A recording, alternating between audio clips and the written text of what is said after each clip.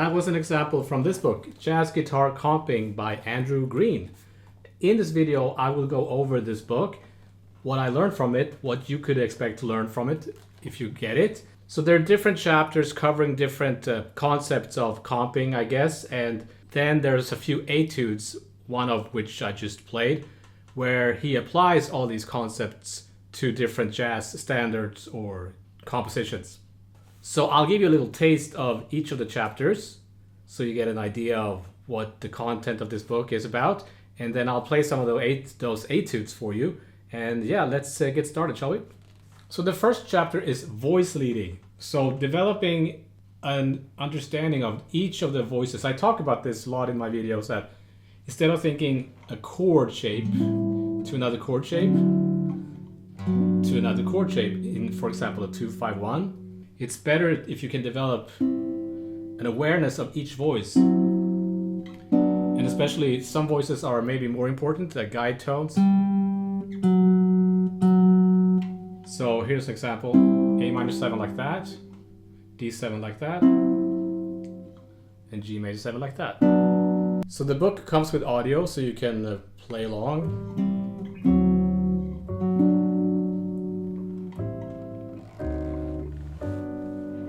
So that would be a very common way to play a 2-5-1 like that, right? So this is if you're comping in the combo and there's a bass player taking care of the bass notes and you don't want to get in the way of the bass. Then there's just a whole bunch of variations on this. So for example, you could be aware of the top note. So it could be going up.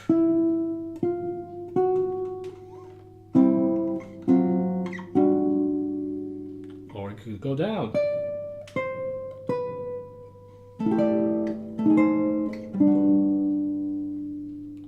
I really like that one.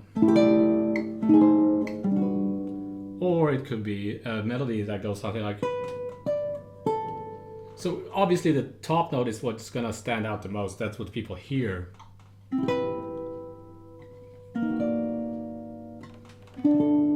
So that would be a much more sophisticated way of comping. So if I have a 2-5-1,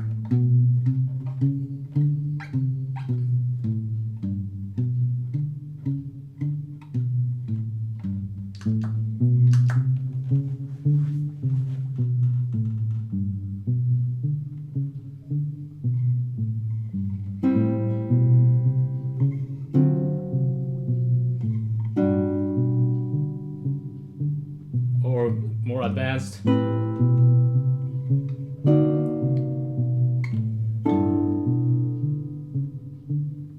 Here's another one.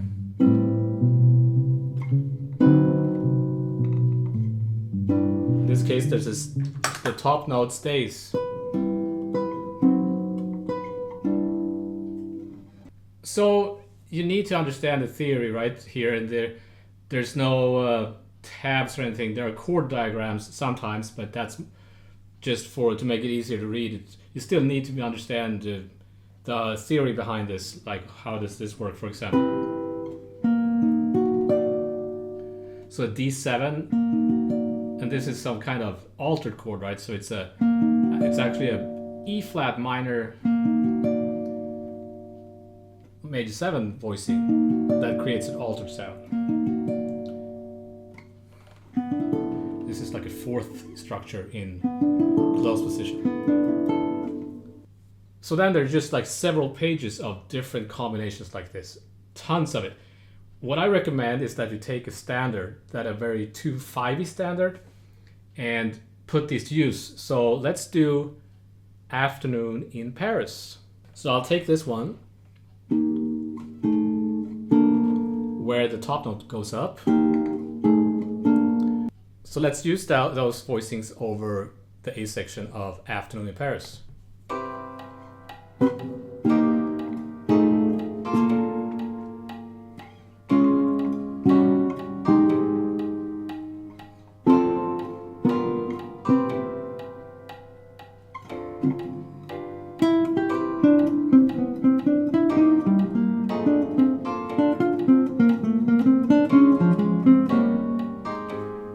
That's my Muse score play along there. Sounds pretty funny, but it works. So Afternoon in Paris is an important standard to learn if you don't know it already. So I also applied a specific rhythm there. So anticipating the last. So that's a different chapter later on where he talks about rhythm. So we'll get to that. Let's do the more sophisticated one where we play this.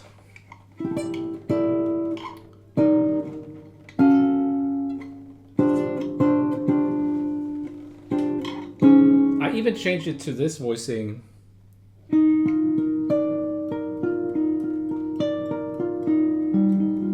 So I get like a minor 11 sound.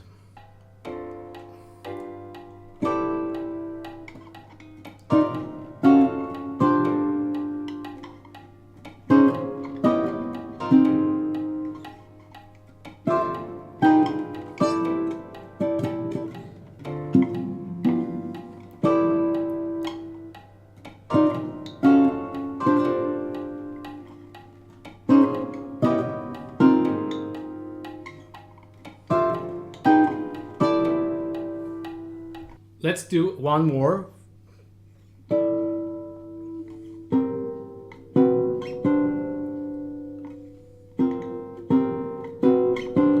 This one. So the top note goes up chromatically.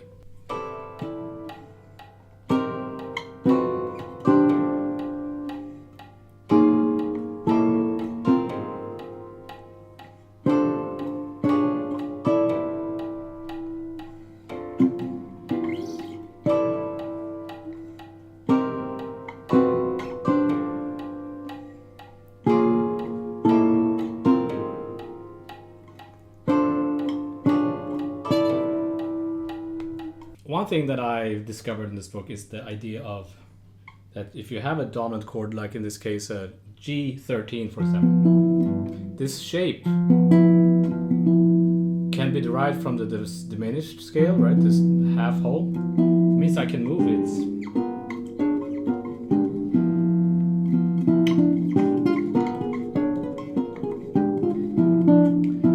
So this could be, it's also a dominant chord.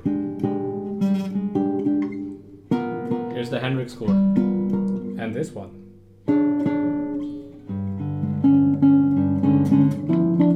So you can create this kind of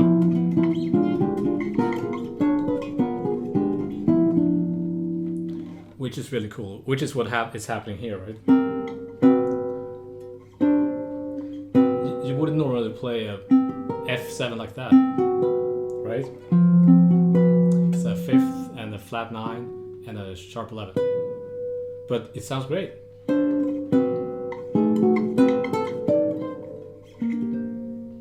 I just want to stress that I'm just giving you a very, very small taste of all the content in the book. There's tons of examples, but not all of them has audio for some reason.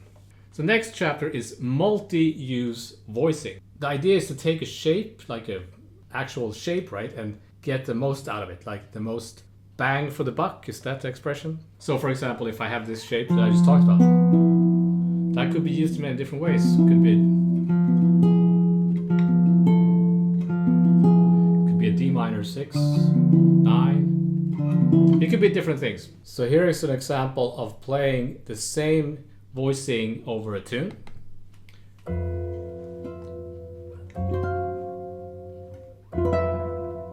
So it's that 13 shape, right?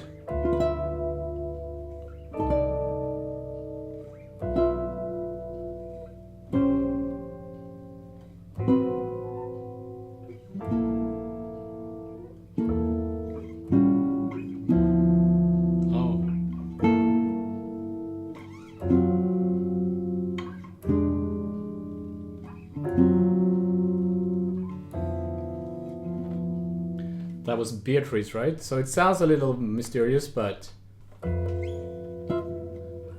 it's the same voicing.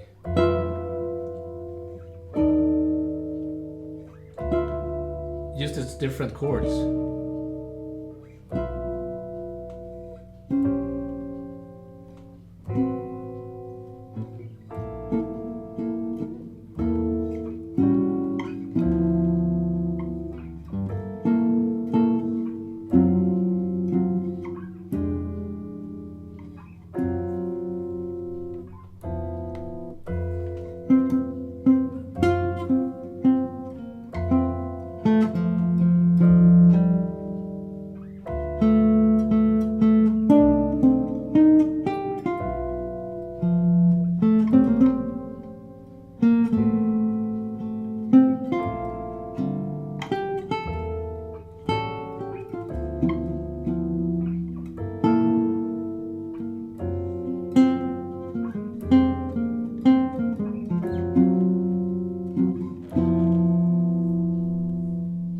So it's like a technique, right? Like different devices.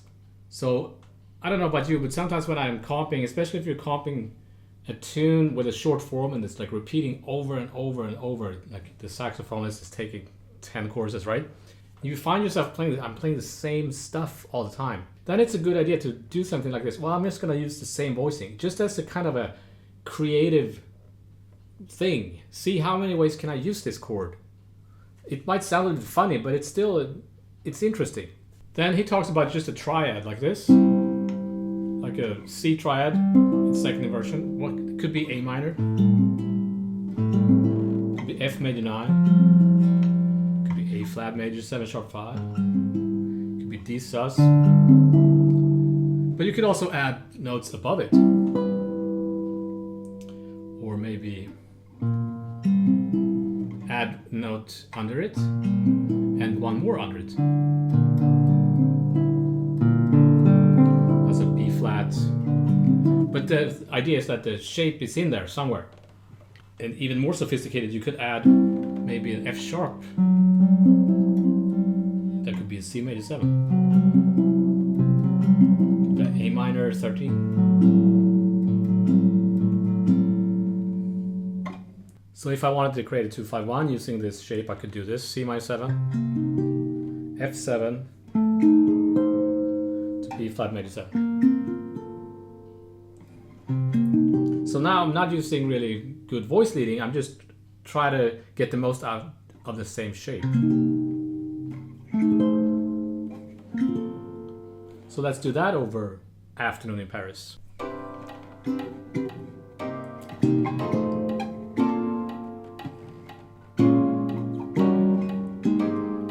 Here I go like this.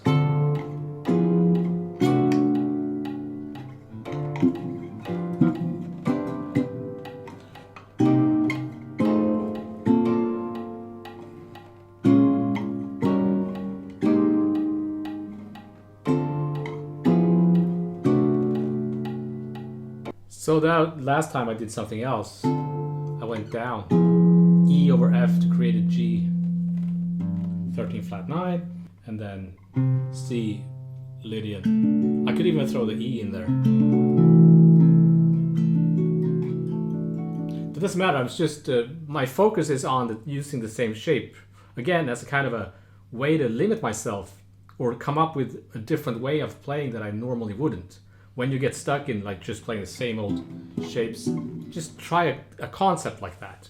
Another shape he talks about is this. So it's like a E, C, B, right? This could be also be C major, A minor, it could be F Lydian, it could be D sus, it could be F sharp minor 7 flat 5. The same shape could be used to create so many different chords and chord progressions. Oh yeah, then there's a chapter called Voicing Variation. And so how you can change a note or two in a voicing. Very common would be this, for example.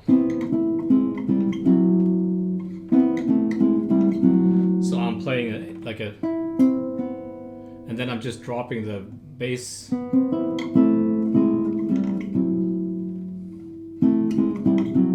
So it's kind of the same chord, it's just one voice that is changing. Or another example would be like if you have an, I don't know, F minor.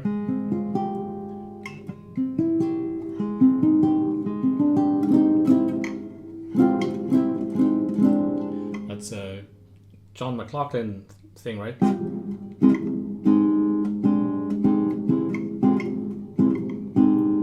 I think his version of Blue and Green from live in San Francisco, is it?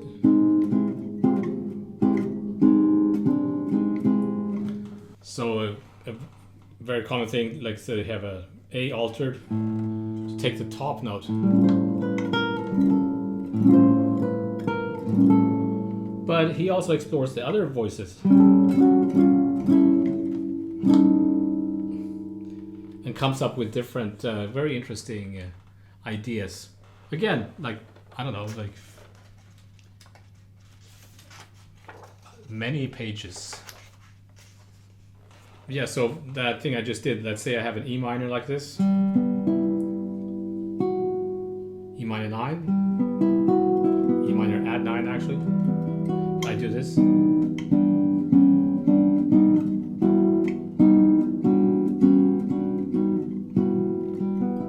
That could also be A. Could be some kind of G major too.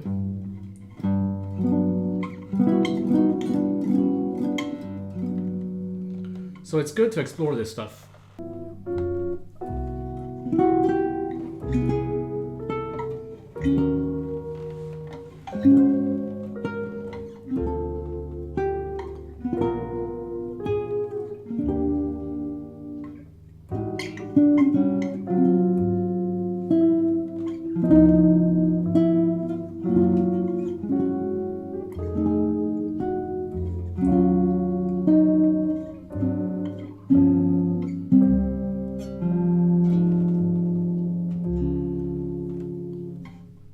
That's a monk tune, which I cannot remember the title of right now. Next chapter is harmonized scales. So the most common way to do that is stacking fourths. So this is C Dorian.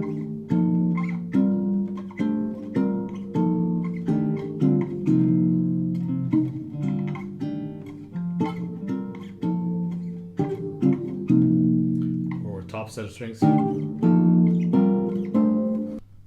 Let's do D Dorian in fourths.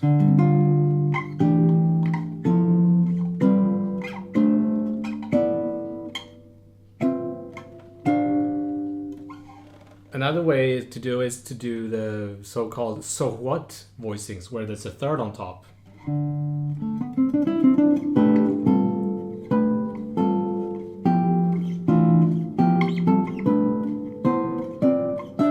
That's another thing I gotta take away from this book, right? Like I don't use those too often, but they're really cool. So I'm gonna start using those more.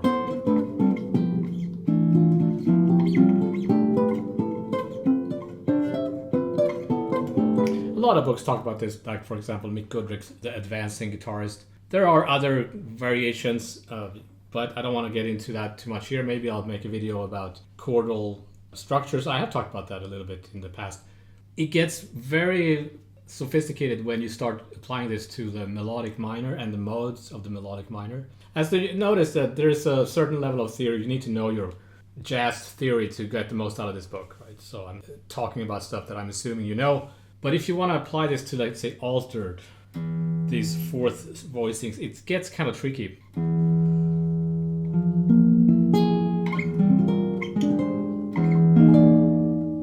Is that right? No, there it is.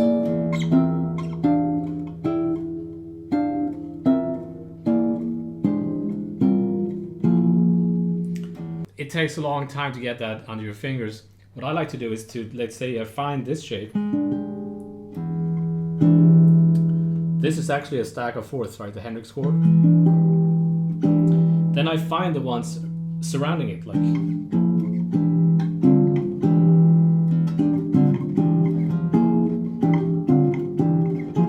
This is a very weird one. Instead of trying to play the whole scale up and down, it's too much. So yeah, there are other fourth structures you could use.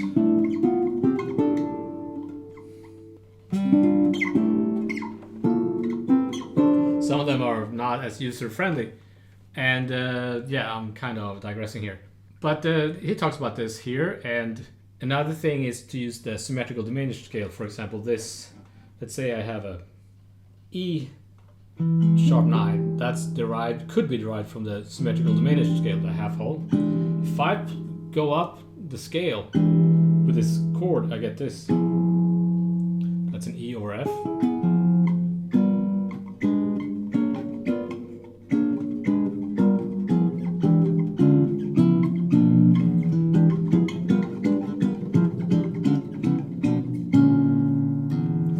that's a pretty cool one that he uses later on in the Etudes. Then there's a very interesting chapter called Intervallic comping, where you take just 2 notes to create chords. So for example, if I have a 2-5-1 in F,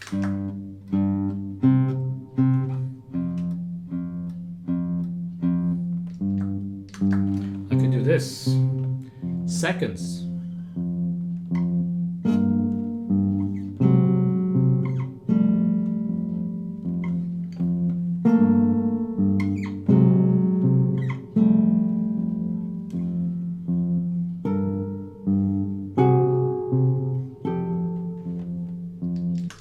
So that's a minor second.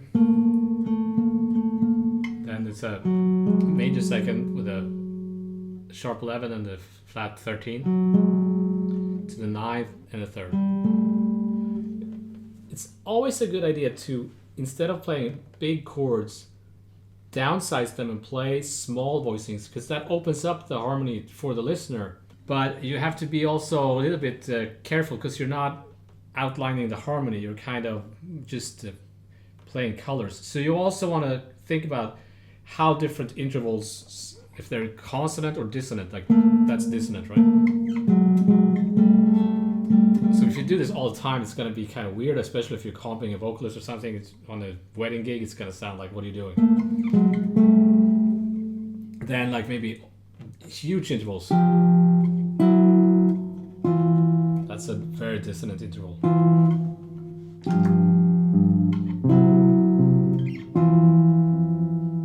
Or maybe intervallic shapes.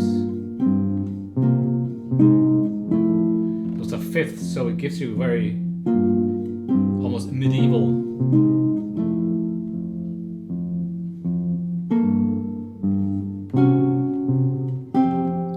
Counter motion, contrary motion.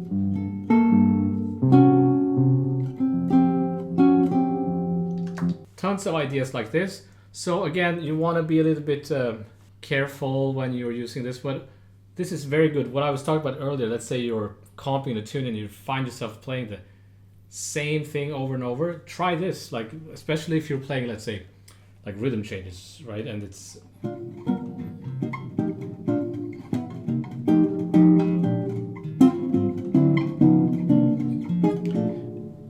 the 100th chorus and you're playing the same stuff. If you do this, it's gonna kind of contrast and break things up. So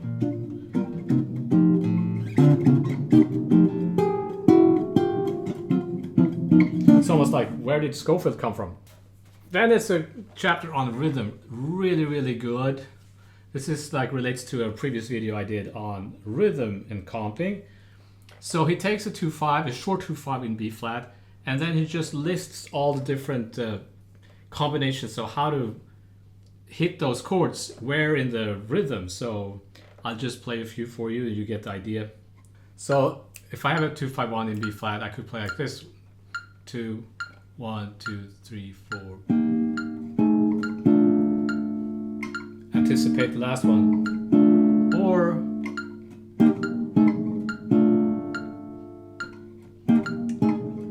maybe like this. Or B2.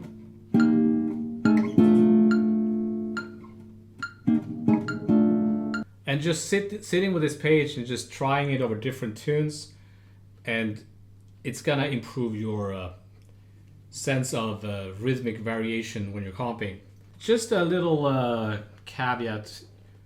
One thing that I've learned over the years with using books like this, where they just have a whole list of combinations of, could be licks or different 2-5-1 chord variations or whatever. You get excited, you get the book, it's like, oh, this is perfect. I'm gonna go through all of these, right? That's how I feel about it. So I'm gonna take this page and I'm gonna work on a standard. And I'm gonna play through all of them.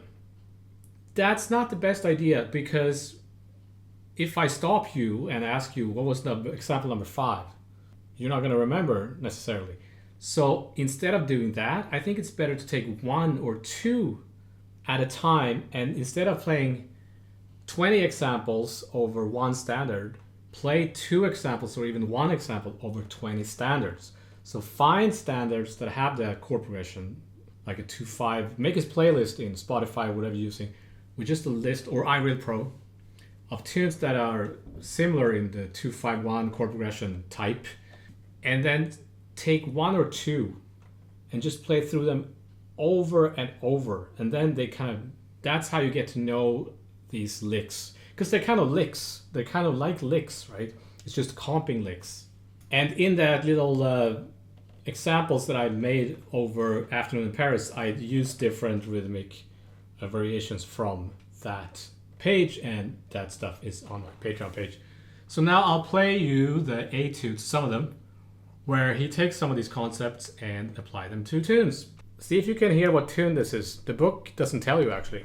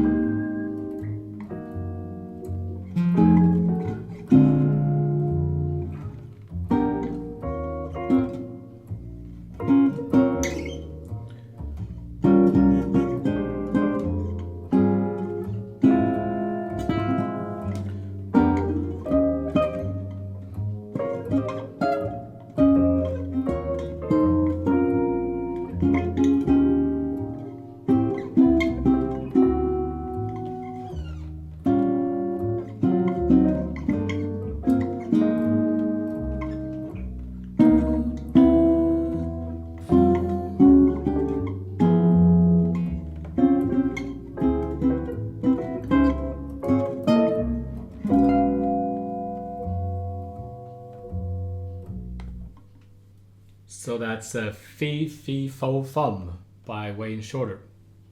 So everything that is happening here has been explained in the book.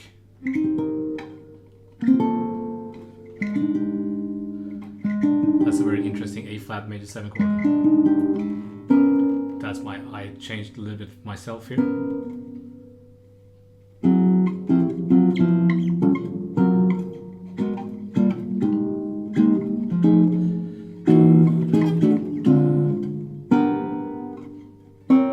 Here it is. So what voicings?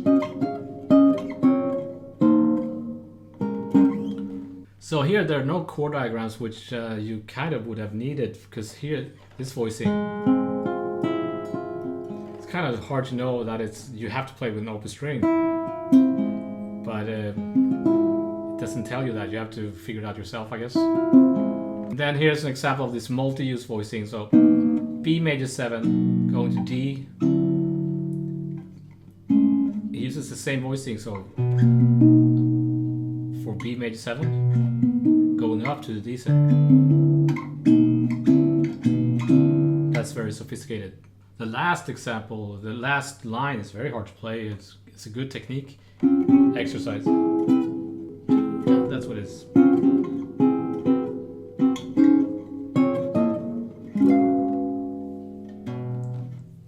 Then you could take your iReal Pro and practice along with this. Turn down the piano.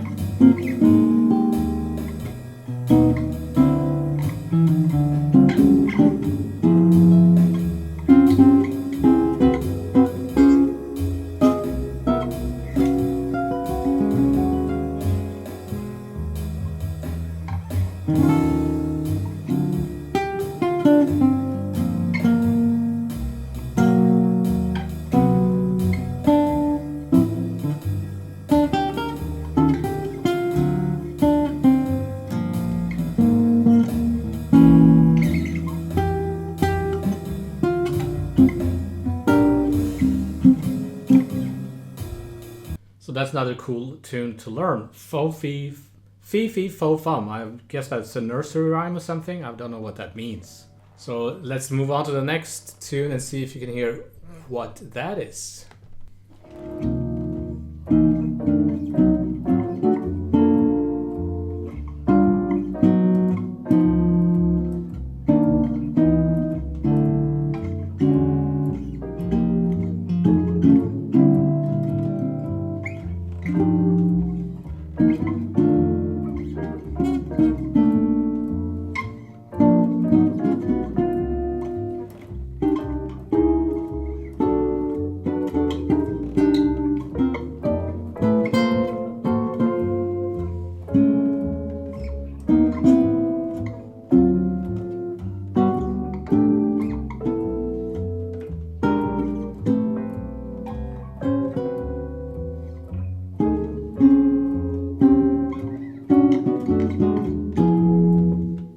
His guitar went out of tune there a little bit at the end. So do you hear what tune that is?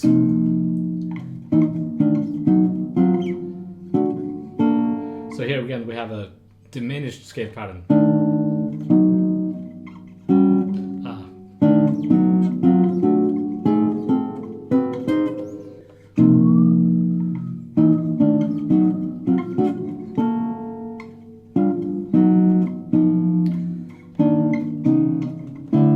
That's really weird. There's a fifths, very open sound.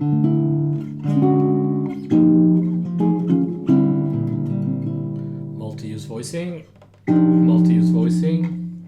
fourths.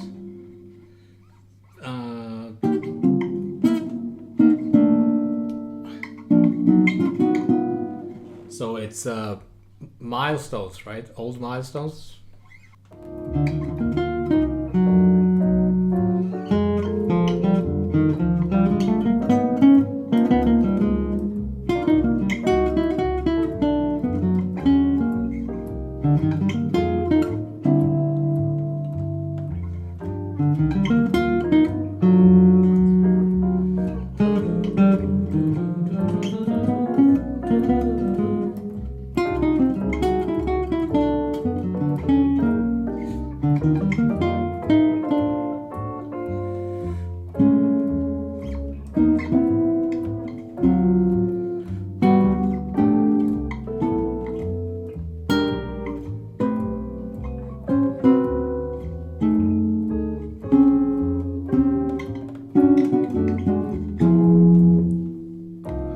That voicing variation technique.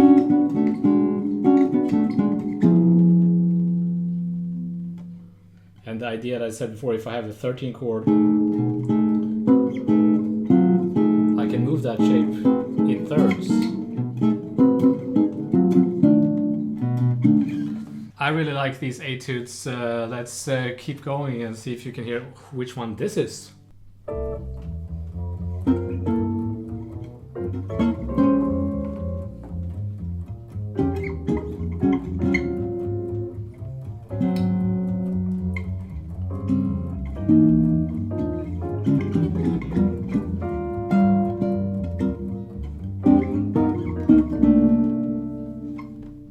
That is One Finger Snap by Herbie Hancock.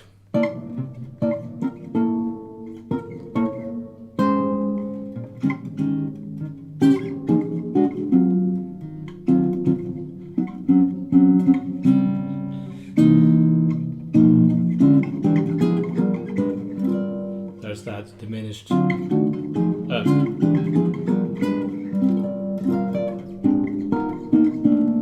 It also talks about leaving space. That's another chapter in the book where it talks about that, and in this there's a lot of space here when you faster tunes. So let's do one more just to give you an idea of how much stuff is in here. This is a slower tune, gorgeous tune.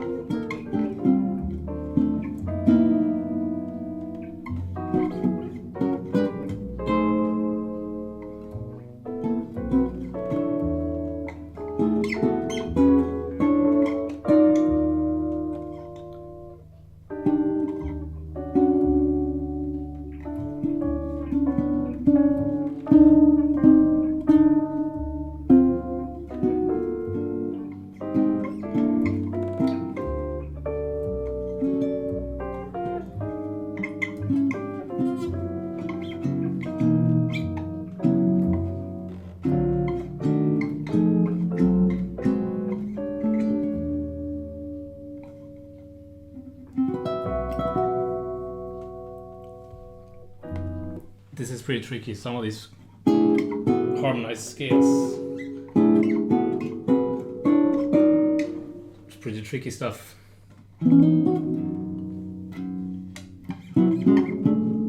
It's that tune fall.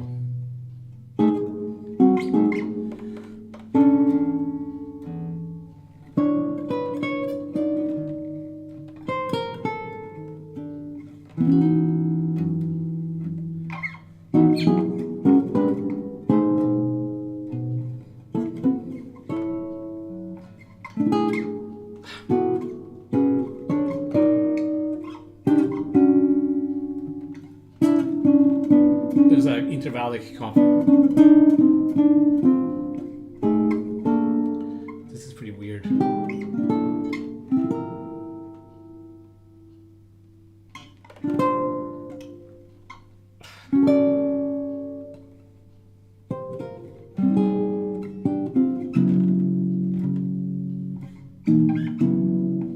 And again, the diminished.